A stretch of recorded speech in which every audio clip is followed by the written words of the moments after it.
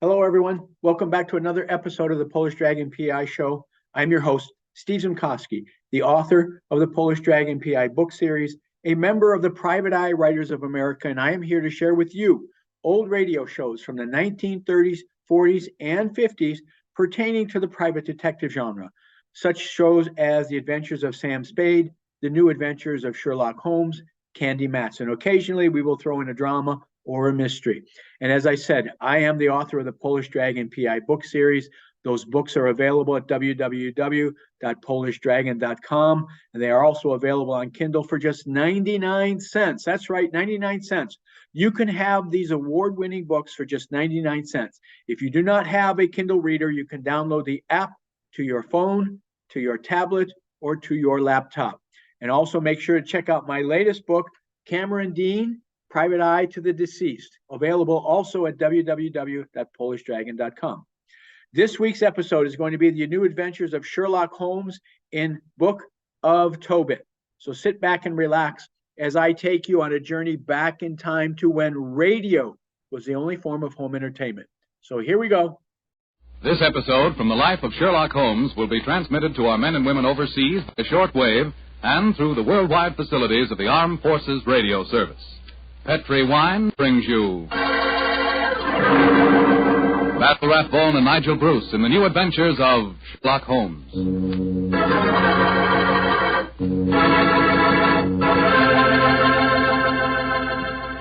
The Petri family, the family that took time to bring you good wine, invites you to listen to Dr. Watson tell us about an exciting adventure he shared with his old friend, that master detective Sherlock Holmes. And so while you're getting comfortable, I'd like to tell you about an old American custom. The custom of serving a glass of sherry wine before dinner. Petri California Sherry. You know, Petri Sherry is to a good meal what the overture is to a good musical comedy or an opera. Before you sit down at the dinner table, just pour yourself a little glass of Petri Sherry and sip it slowly. Look at that beautiful amber color. Smell the fragrance of those sun-ripened grapes. And taste that fine sherry flavor. You'll agree with me, I'm sure, that Petri Sherry is the best beginning a good meal ever had. And say, if you happen to like your sherry dry, as I do, you'll really like Petri Pale Dry Sherry. Believe me, you can't go wrong with any wine that bears the name Petri, the proudest name in the history of American wines.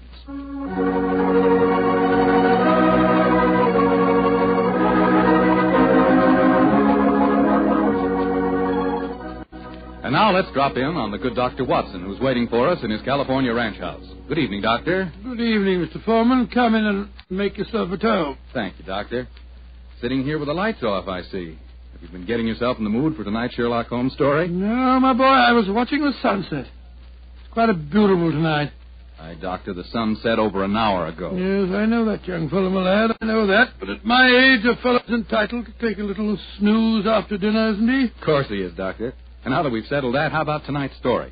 Well, a very beautiful girl figured prominently in this adventure, Mr. Foreman.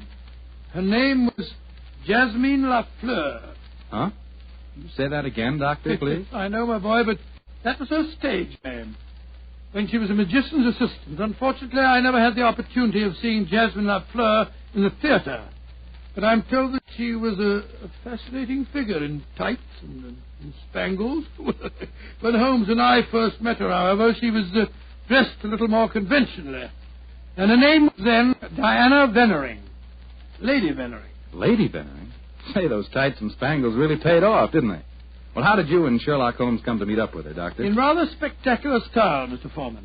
Miss Lafleur became something of a femme fatale in the early 1900s. First of all, she married Signor Rossoni, the magician for whom she was working. On the wedding night, he was mysteriously stabbed to death. A few months later, Madame Rossoni, very fetching in her widow's weeds, I'm sure, met Sir Wilfrid Vennering. And, after a whirlwind courtship, she married him. Don't tell me he got murdered, too. He did, Mr. Foreman. Also on the night of the wedding. At this time, the police found a suspect. It was a certain Major Beckworth, cousin of the dead man, and an ardent suitor of the fair Diana. The trial at the Old Bailey was one of the most sensational I ever remember. Sherlock Holmes and I, in court on the closing day as the jury, were still considering their verdict. Holmes, the jury's been out over 8 hours. I bet you they can't agree on a verdict and there'll be a new trial. I think not, old chap. Look, here they come now. You know, there's a strong moral probability of guilt, but I'm sure they'll agree that there's insufficient evidence to convict. Oh, perhaps you're right. Just look at Lady Vennering down there ahead of us. What a stunning woman. Yes, and a woman of great poise and courage. Here it comes. Gentlemen of the jury, have you arrived at a verdict? We have, my lord. How say you? Do you find the defendant guilty or not guilty? Not guilty. Exactly. Come on, Watson.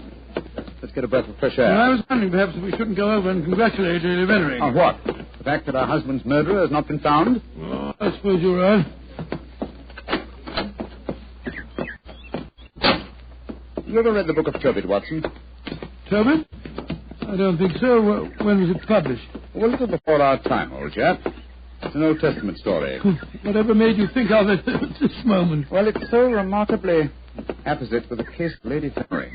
It deals with a highly peculiar series of murders, 7 of them, if I remember correctly. Who was the murderer?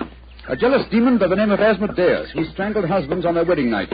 Well, judging by the verdict just now, Major Beckworth isn't the Asmodeus, or whatever you call him in this case.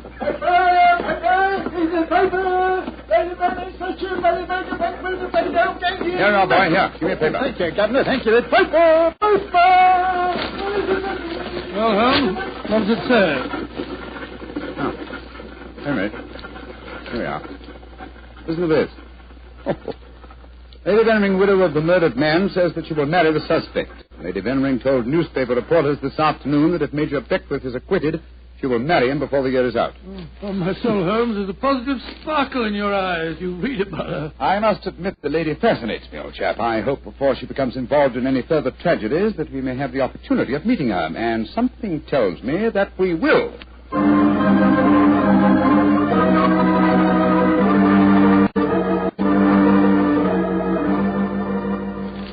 Sunday papers are certainly having a field day over the Vennering case, Holmes. Did you read them? No, I didn't, Watson. There's a complete life history of Lady Vennering in one of them with photographs. It's rather interesting. Really? What are you doing over there, Holmes? Looking out of the window. Ah, yes. You expecting anybody home? No, come over here, old fellow. Oh, it's a clergyman. Yes, a very agitated one. Look at the way he's pacing up and down, and looking up at our window, too. By Jove. What eyes. Yes, with a fanatical look about him, which suggests either the martyr at the stake or the Inquisitor lighting the faggots. Mrs. Hudson's letting him in now. Well, I'll be interested to know what he's come to us about. I can hear footsteps on the stairs. I'll go and have a look. How do you do, sir? Come along in, won't you? It's all right, thank you, Mrs. Hudson. You're Mr. Sherlock Holmes? I am, sir, and this is my colleague, Dr. Watson. My name is Whalen, the Reverend Arthur Whalen. How do you do, How sir? do you do, sir? Sit down, would you, and tell me what I can do for you. Thank you. Mr. Holmes, this is a very difficult subject to broach. In fact, it's only after intense personal conflict that I've been able to force myself to come to you. May I ask you, are you familiar with the Book of Tobit? Book of Tobit? Gracious me. You were talking about that yesterday, Holmes. I see that you've come to consult me about the Vennering case. But that's amazing. How did you know? Has Lady Vennering been in touch with you? No, sir, but I'm familiar with the Book of Tobit. Lady Vennering's case closely resembles that of the woman Sarah in the Old Testament story. More closely than you realize, Mr. Holmes. Did you know that before each one of Lady Vennering's husbands was killed, they received a threatening note? Yes, I recall that from the trial. Signed in some sort of gibberish, weren't they, sir? No, Doctor. Yesterday I was permitted for the first time to examine one of these notes. The apparent gibberish was in reality ancient Hebrew writing. Indeed. Were you able to translate it? Yes, Mr. Holmes. In effect, it said, if you go through with this marriage, your hours are numbered. And it was signed Asmodeus. The name of the jealous demon who strangled husbands in the Book of Tobit. Exactly. Just why have you come to me, sir? I want you to talk to Diana, to Lady Vennering, to tell her she must not go through with this new marriage. Murder is stalking her, Mr. Holmes. I have argued with her, prayed with her, implored her to realize her danger. But she is adamant. I'm afraid I should feel extremely presumptuous in giving her my advice. No, Mr. Holmes. I have prepared the way for you. You could, I'm sure, make her realize her danger. And she's willing to see me, you say? Willing and anxious. Oh, very well. But I'd like to ask you a few questions first. Anything, Mr. Holmes. What is your interest in her? She's a member of my flock. She needs my guidance. Nothing further? No, Mr. Holmes. Well, I believe that you performed the marriage ceremony at both of her previous weddings. Yes? Are you proposing to officiate the ceremony if she marries Major Beckwith? Well, I don't know. I'm hoping that marriage will never take place. And so I want you to help me, Mr. Holmes. Where does the lady live? 47, Berkeley Square. Very well. Dr. Watson and I will call on her this afternoon. Delighted to. I doubt if I can be there myself. In fact, Diana might speak more freely if I'm not. But here's my card. Oh, thank You'll you. know where to get in touch with me if you want to. Very well, sir. Good day to you, gentlemen. And I'm greatly in your debt. Good day, sir. Good day. Strange business, Holmes. I can't believe that Mr. Whalen's motives are entirely impersonal. Nor can I, old chap. What are you laughing about? I was thinking of the book of Tobit, Watson. Huh? In that the role of protector, the role I have just been asked to take, was played by the Archangel Raphael. I can't help feeling, Watson, that I'm making distinct strides in my profession.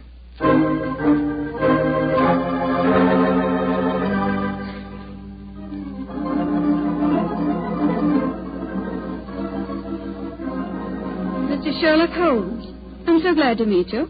How do you do, Lady Vennering? May I introduce my old friend, Dr. Watson? How are you, Dr. Watson? I'm awfully glad to meet you, Lady Vennering. Let's sit down, shall we? You're just in time for tea. Thank you.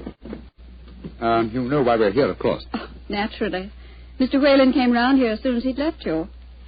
You're to persuade me to look after my mortal affairs, while he takes care of my immortal ones. Isn't that it? He takes well, that's charmingly put, Lady Vennering. Charming.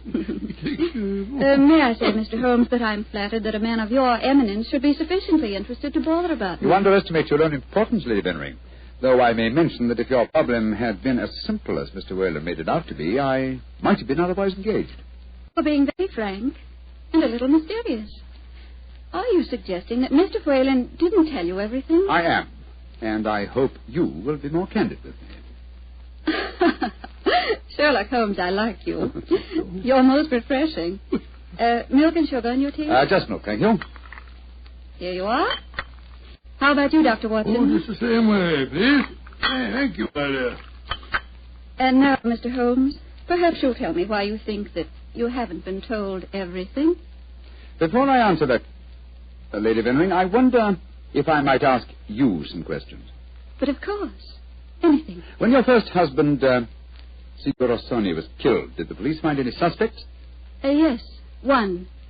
Ferdinand Gautier, a young man who had been an assistant in our Magician's Act. A stupid, good-looking boy who thought he was in love with me. But of course Inspector Lestrade had to release him.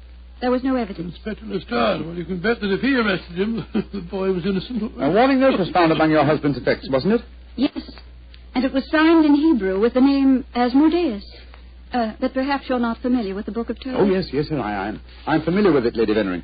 How did you know then that the Hebrew letters signified that name? Mr. Whalen translated them for me. Oh, I see. And also read me the Book of Tobit. He's always been particularly fond of that book.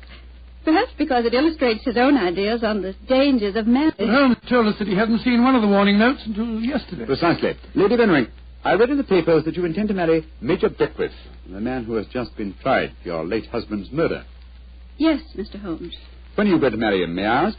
When it pleases me. Doesn't it occur to you that a great deal of comment will be caused? Also that Major Beckwith's life is in obvious danger? Of course it occurs to me, my dear man. But because of two tragic marriages, am I to spend the rest of my life alone? As Mr. Whalen would have me do? I'm young, alive. Peter, what are you doing here? I just arrived back in England today, Diana. What's this I read about you marrying Beckwith? Peter, I've guests. Mr. Sherlock Holmes and Dr. Watson. This is Peter McComas, one of our most promising young painters. Diana, tell me it isn't true. When I left England, you loved me, and I you. I come back, and what do I find? You're planning to marry Beckwith. Well, I won't stand for it. If you think you can throw me over like some silly boy, you're very much mistaken. I can tell things, you know. I can tell lots of things. Get out of here, Peter. Get out. Diana. And don't come back until you've learned manners and discretion. But Diana... Get out.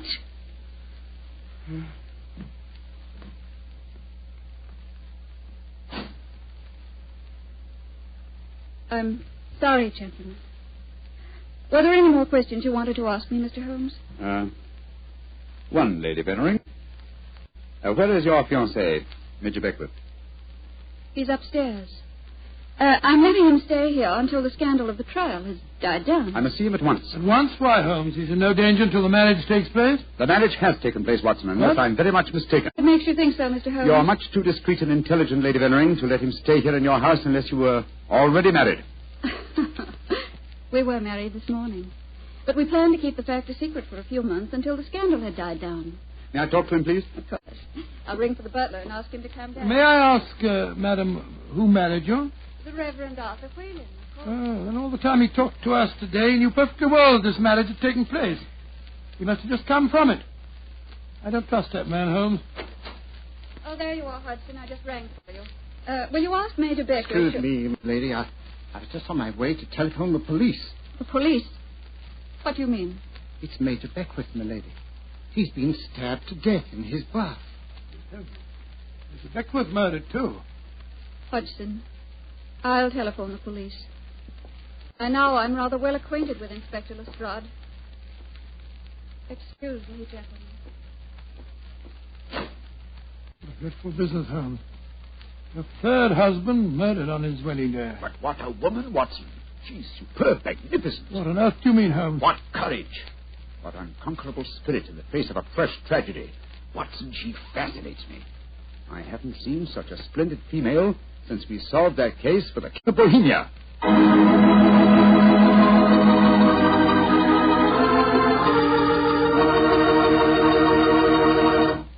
Dr. Watson's story will continue in just a few seconds. Time enough to remind you that the easiest way to make good food taste better is to serve that good food with a swell Petri wine.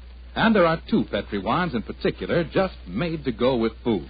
Petri California Sauterne, a delicate white wine with a subtle flavor that's perfect with chicken and fish. And Petri California Burgundy, a hearty, rich red wine that's out of this world with any meat or meat dish. So if you want to know just how good a cook you are, serve your good food with Petri wine made to go with it. A Petri Burgundy or a Petri Sauterne. Two swell Petri mealtime wines.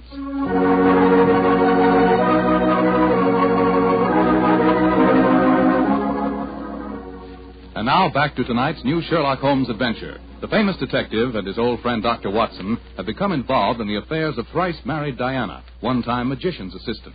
Each of her husbands has been mysteriously murdered on his wedding day, the latest murder occurring on the same day that Sherlock Holmes and Dr. Watson are brought into the case. As we rejoin our story, it's a month later, and for some obscure reason, Sherlock Holmes seems to have lost interest in the case, though not in the beautiful Diana. Mr. Holmes. Yes, Lestrade? It's over a month now since Major Beckwith was murdered, and we haven't found a single clue to it. Do you expect me to supply the deficiencies of Scotland Yard? Well, it's unlike you not to help us, Mr. Holmes. And after all, you and Dr. Watson were in the house when it happened. If you ask me, the murderer's either McComas, that Irish painter, or the clergyman Whalen. What do you think, sir? As far as I'm concerned, the case is closed, Lestrade, and I wish you'd stop bothering me. What do you think I am? Nothing but a detecting machine? Mr. Holmes, whatever's come over you? Holmes, you're not going out again this evening, are you? I'm afraid so, old chap. Well, this will be the fourth night in a row. I was hoping that we might have a nice, quiet evening in front of the fire. Oh, I'm sorry, Watson, but I promised to take Diana to the horse show at Olympia. I should be home by midnight.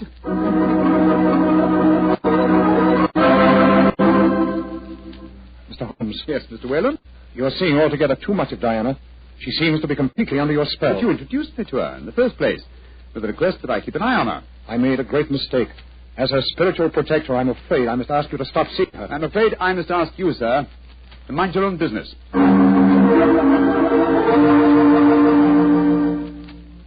I say, Holmes, have you seen in the paper that violinist, Ziwi, is playing at the Albert Hall tonight? No, I haven't looked at the paper today. Oh, I thought perhaps that we might go along and see Oh, I'm him afraid again. I can't hold you up. No, I'm taking Diana to the French Maid at Delius Theatre. I hear it's a charming musical comedy.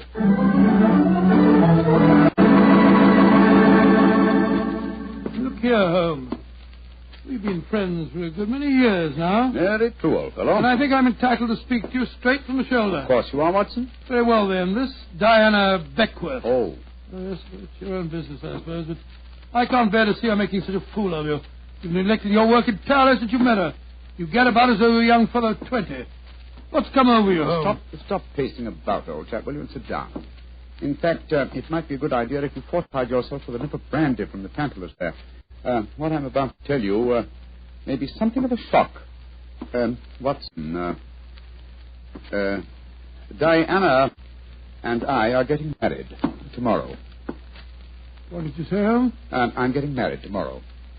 But, you're insane. Oh, that's not very flattering, Watson. Anyway, I don't see why you should be so surprised. You yourself married and left Baker Street once, didn't you? For you, Holmes, a confirmed woman hater. No, my dear Watson. No, indeed, no.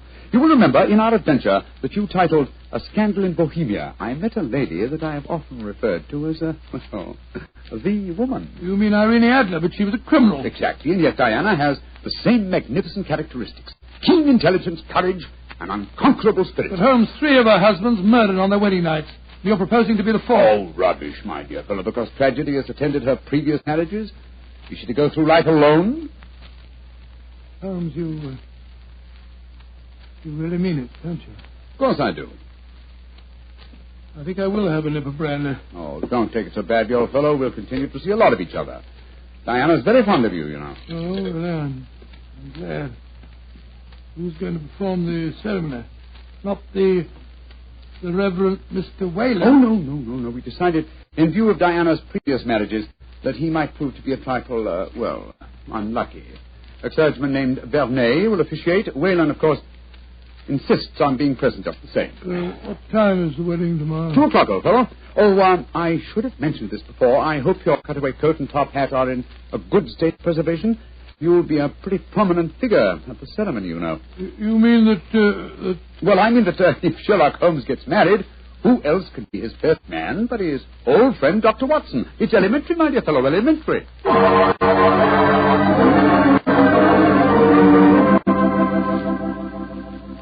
I now pronounce you man and wife, and those whom God hath joined together, let no man put asunder.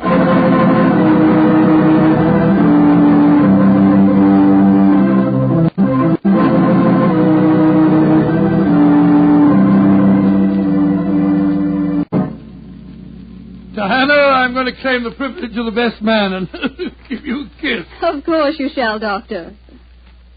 It's you, Holmes. You're Miss Lucky Fuller. Of course I am, old chap. Sherlock, I'm going upstairs to change my dress now. Very well, Diana. I'll be up shortly. I'll see you later, Dr. Watson. Very well, Mrs. Holmes. Holmes, I never thought I'd live to say that. Watson, old fellow, I'm worried. Worried today? Oh, my dear fellow, what's the matter? Well, just before the ceremony, I received one of those warning notes signed by Asmodeus. Oh, you better be careful, Holmes. I think I'll slip out and have a pipe or two on the matter. Yes. Look after my guests for me, will you? And keep your eyes open. And your ears. Yes, I will indeed. There you are, Mr. Whalen. Would you care for a glass of champagne or a punch or something or other? Thank you, no, Doctor. I'm in no mood for celebration. I'm certain that Diana has made a shocking mistake. Well, really, sir, I don't think... I only came here in a last-minute attempt to dissuade her. Now that I've failed, I shall leave. Good day, sir. Yes, sir. Dr. Watson? Oh, hello, McComas. Where's Mr. Holmes? We'll be back in a few minutes. Would you care for a glass of champagne, sir? Well, thank you. I should like to drink a toast to the pair. I've been in love with Diana for years, you know, but she wouldn't marry me, and well, I suppose I might as well make the best of it. I must say your friend Sherlock Holmes seems like a splendid fellow. He is indeed, McComas. In fact, I may say... Excuse me, sir. All right, Holmes, I'm coming. Come here. What else the matter, Holmes? Follow me, lock the door behind you. Allow me to introduce you to the demon Asmodeus, Watson. Unfortunately, at the moment, she's in a faint. Good Lord. It's Diana. Exactly. Always an impetuous woman, she made the mistake of trying to stab me with that knife. So I bent over to strap up a suitcase. She didn't allow for the wall mirror in which I was watching her. You mean you suspected her all along? Of course I did, old fellow. The problem was to find the proof. I first suspected her when I knew that she had been a magician's assistant.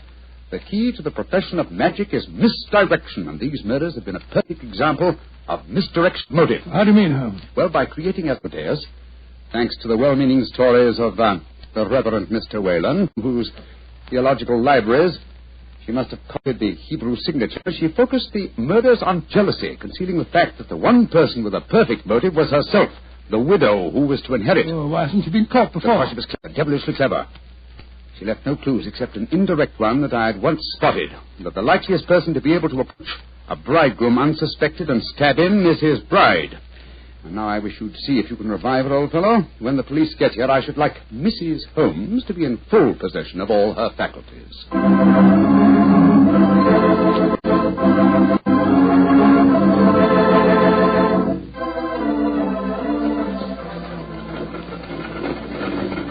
Well, Holmes, I must say I never expected to be driving back with you to Baker Street on your wedding day. I can't tell you how happy I feel. Dear old Watson, you really thought that I deserted you, didn't you? Oh, naturally, I wish you'd told me the truth. Well, I couldn't tell anyone, not even you.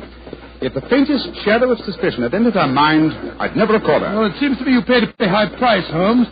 You told me you made a will in her favor. Supposing something happens to you before her trial, she'd get the money, you know. Oh, the will? Oh, no, that was worthless. I told Diana that it was a holographic will and perfectly valid. What on earth is a holographic will? A will drawn up in one's own handwriting on a piece of perfectly plain paper. Such a document is quite legal, but I drew mine up on a paper with a letterhead. That made it invalid. Oh, I see, but the fact remains that you are married, Holmes. I really fooled you completely, didn't I, Watson? Didn't the name of the clergyman who married us suggest anything to you? The Reverend Vernet? No, and why not should it? Well, Vernet was a French painter of some note. He also happens to have been a great uncle of mine and Mycroft's. You mean that your brother Mycroft was a clergyman? I mean that Mycroft was disguised as a clergyman. And a very convincing job he did, too. A more satisfactory clergyman than the Reverend Mr. Whalen, no doubt, whose possible complicity may compel him to answer some very awkward questions. Then you're not married. Upon my soul, Holmes, I don't know what to say. Then I suggest that you say nothing, my dear chap. Let's just sit back quietly, as two good friends can, and brood about the mutability of human affairs.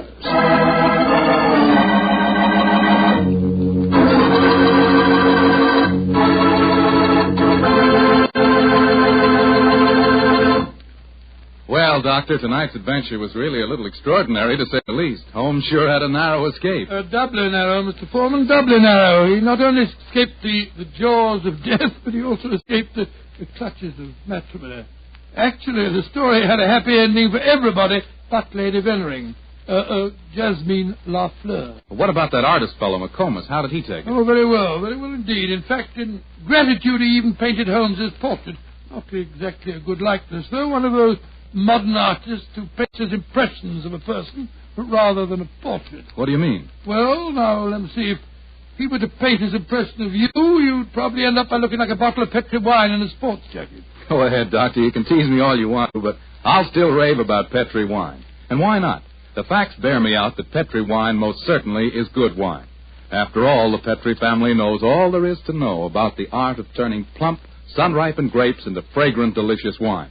That's because they've been making wine for generations, ever since they started the Petri business way back in the 1800s.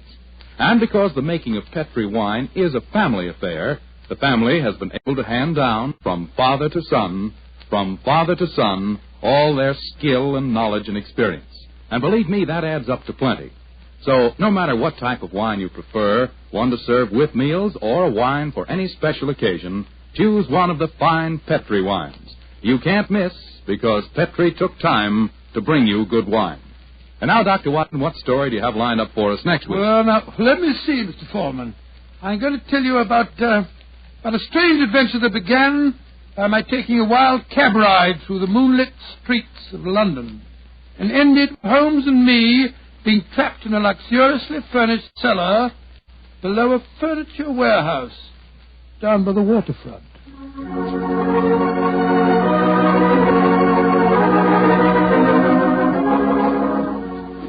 Tonight's Sherlock Holmes adventure is written by Dennis Green and Anthony Boucher and is based on an incident in the Sir Arthur Conan Doyle story, The Adventure of Shoscombe Old Place. Mr. Rathbone appears through the courtesy of Metro-Goldwyn-Mayer and Mr. Bruce through the courtesy of Universal Pictures, where they are now starring in the Sherlock Holmes series. The Petri Wine Company of San Francisco, California invites you to tune in again next week, same time, same station. Oh, the Petri family took the time to bring you such good wine. So when you eat and when you cook, remember Petri wine. To make good food taste better, remember... Petri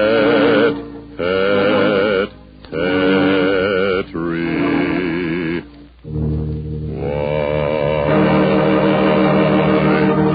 This is Bill Foreman saying goodnight for the Petri family. Sherlock Holmes comes to you from our Hollywood studios. This is the Mutual Broadcasting System.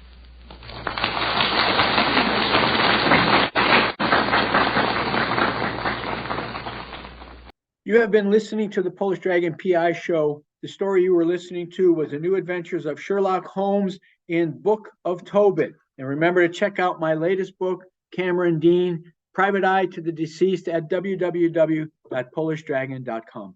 Until next time, have a wonderful week, ladies and gentlemen. Bye-bye.